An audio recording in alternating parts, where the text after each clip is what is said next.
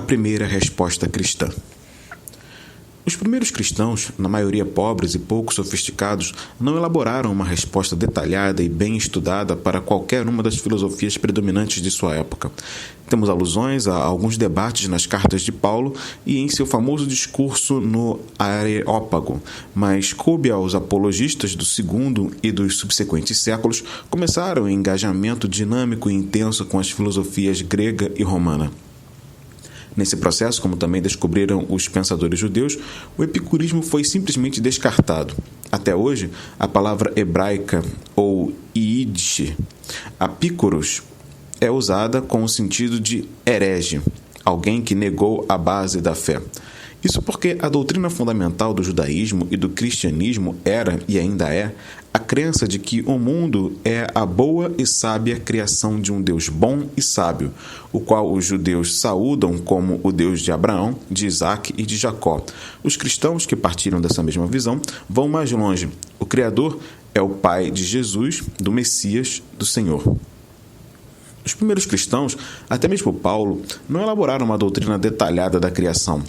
Eles não precisavam, já que herdaram a antiga visão bíblica de Gênesis. Mas, como eles bem sabiam, esse relato é uma narrativa muito poética e complexa, cujo principal enfoque não diz respeito ao número de períodos de 24 horas nos quais foi feito o mundo, mas à sabedoria, à bondade e ao poder do Deus que o fez. Uma característica do relato de Gênesis que sempre impressiona alguém como eu, que não é especialista, é o fato de que o texto diz que Deus fez um mundo que então se fará. Árvores e plantas que produzem frutos com sementes para outras da mesma espécie, animais que reproduzem sua espécie e, sobretudo, seres humanos, chamados a refletir Deus para o mundo e o mundo para Deus, e que, de igual modo, deveriam ser frutíferos e se multiplicar, ser co-criadores dependentes.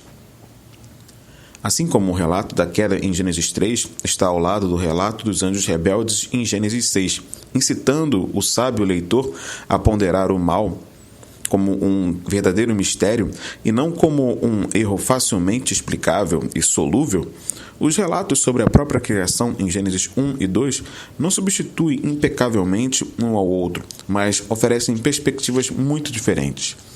O fato de os animais serem criados antes dos seres humanos em Gênesis 1 e o homem antes dos animais em Gênesis 2 é uma forma literária clássica, talvez uma forma literária do hebraico clássico, de dizer que esses dois relatos são sinais que apontam para uma terceira realidade, além deles que permanece implícita, talvez inexplicável.